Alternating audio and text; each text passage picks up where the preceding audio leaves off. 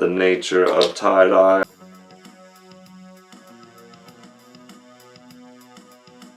Howdy, this is Daniel with Roslyn Rags and welcome to a tie-dye tutorial.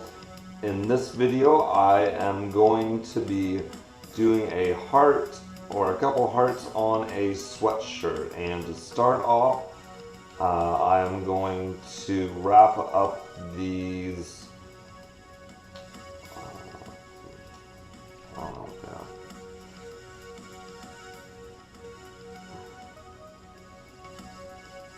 To start off, I'm going to wrap up the little strings for the hood. So there's that. Now I'm going to mark the edges, and to do that I have the edge right here, so this will be fairly easy. Now I'm going to turn the shirt inside out.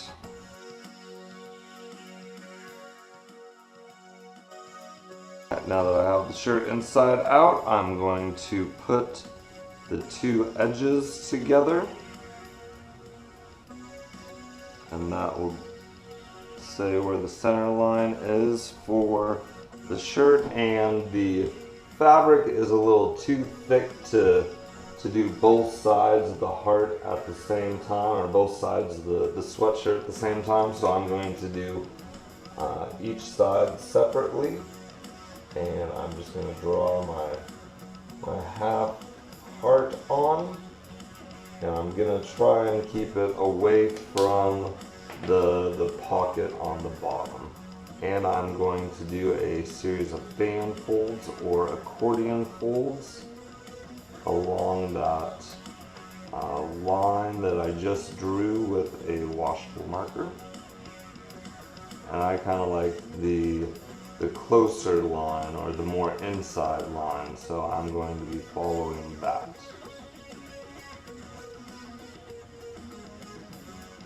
So there is our heart folded.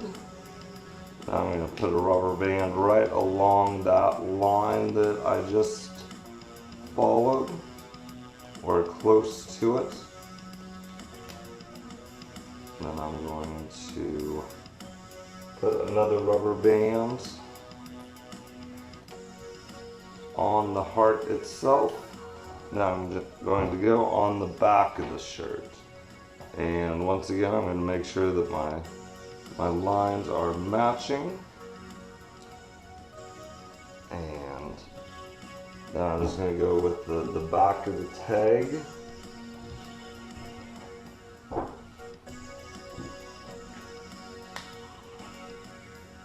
I'll draw another heart, and I will start fan folding it up.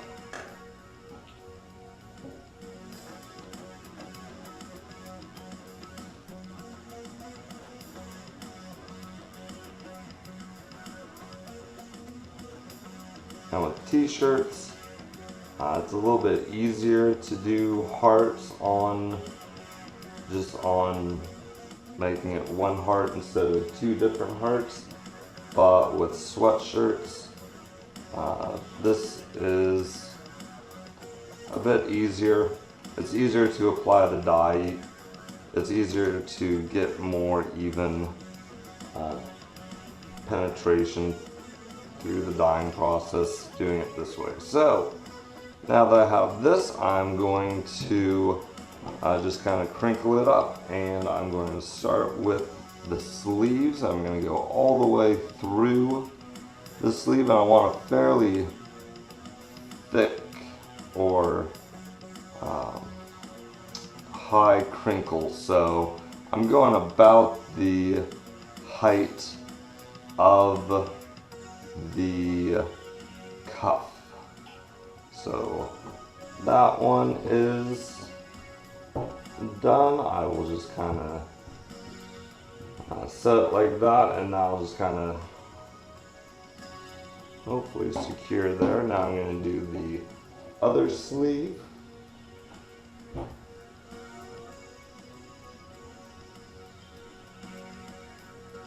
once again, I'm going to go about the width of the cup, and I'm just kind of just eating it into itself as I go down the sleeve. So there is that sleeve done. Now, hopefully we have enough room to do something with the hood. If not, I'm just going to leave it separate. And just for time, I think that that is what I will be doing. So,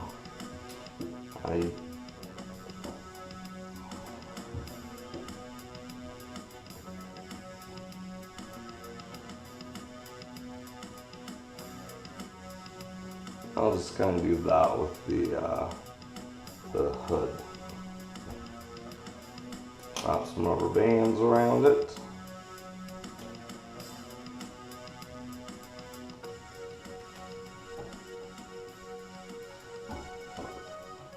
And I have size 16 rubber bands that I'm using right now. I also have 19s if this sweatshirt was very much bigger, larger.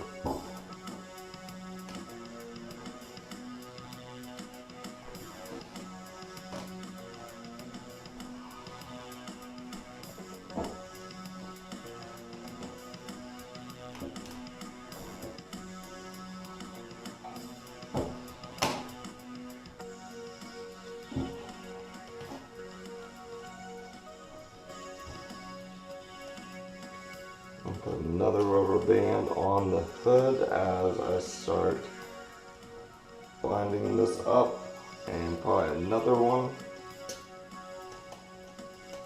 So I want to keep the hood away from the hearts.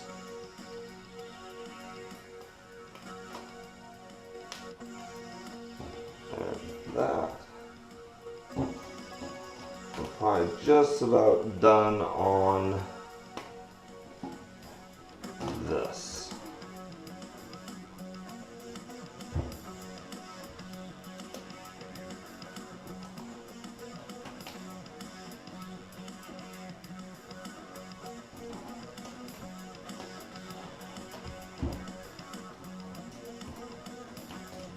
Sometimes just the tighter that you can get everything, the easier it is moving it around and just in the dyeing process.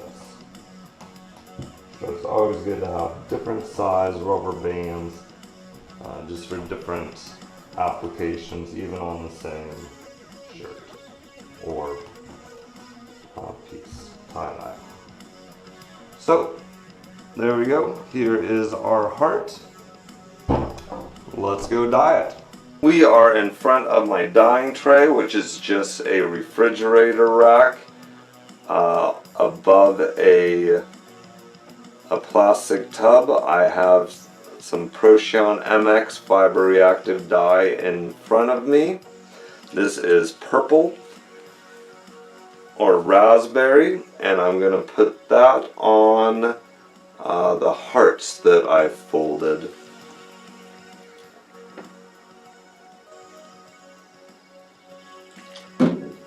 I'm going to give it a little bit of a squeeze. Sometimes sweatshirts can kind of be difficult to get the dye into all the way just because of how thick they are. And sometimes you have to physically kind of manipulate the fabric in order to get the dye that you want. So that looks good. Now I'm going to work on this side.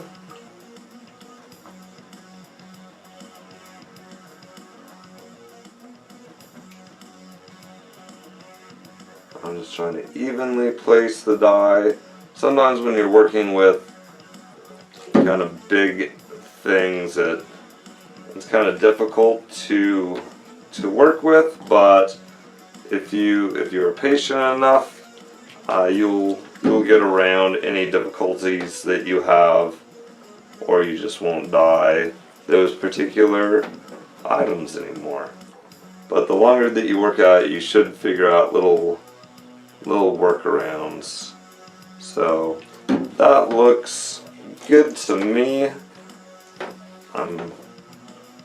I'll end up putting down a little more dye right there and on this heart.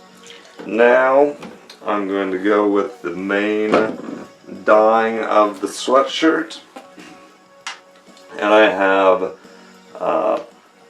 fuchsia, and I'm just going to start putting it down. This has a very large kind of mouth on it, so I can put down a lot of dye quickly. I'm going to just try and evenly cover this sweatshirt in the fuchsia, and then I will go with raspberry on top of it, and or whatever other dark colors that I have at my disposal for the individual piece. For this piece, I think it's just going to be purple and this fuchsia color, and I'm just trying to put as much dye down that the fabric can take without the dye kind of bleeding off of it or running off of it. And this sweatshirt will take a lot more dye than a t-shirt will. And that's just kind of the nature of tie-dye. I'm using approximately as much dye as there is material. So if you're using, and I haven't checked this perfectly, but if you're using 10 ounces of fabric, theoretically, through my guessing, you would use 10 ounces of dye. And I'm going to turn this over, so I'm going to put a little more dye on this side, and you can kind of open up the material and see how much dye is really getting in. And you can put more dye where you think needs it. You don't have to have a completely saturated shirt at the end of it. You know, that you could leave some whites, some white areas. There's nothing wrong with that. So now that I'm starting to get some dye in here, and I only have a little more of my dye bottle left, I'm going to start putting dye on this side of the sweatshirt.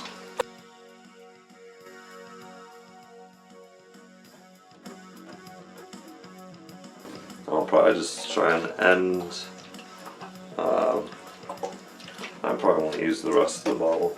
So now I'm going to squeeze the sweatshirt a little bit, or the fabric, to try and get the dye to go in further, and I may just kind of hold it up and do it this way. If there's any excess dye on the top of the fabric, it can kind of go down into the rest of it.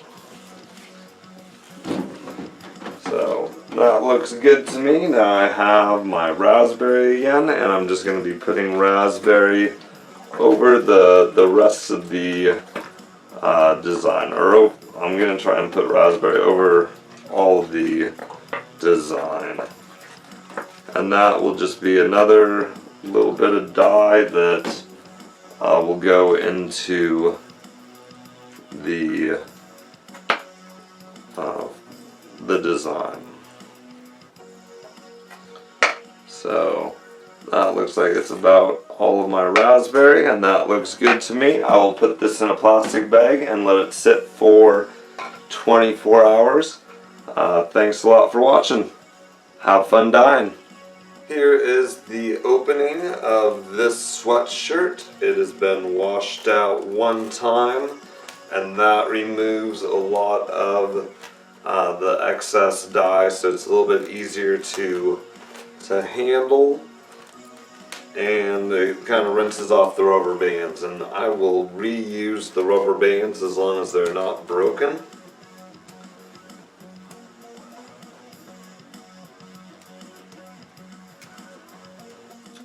And this has been sitting for 24 hours. And that's the minimum amount of time that I normally try and let my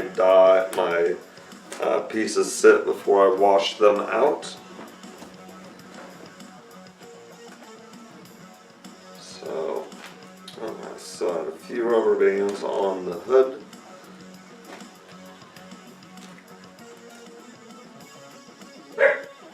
Alright, so there is our finished sweatshirt. Thanks for watching.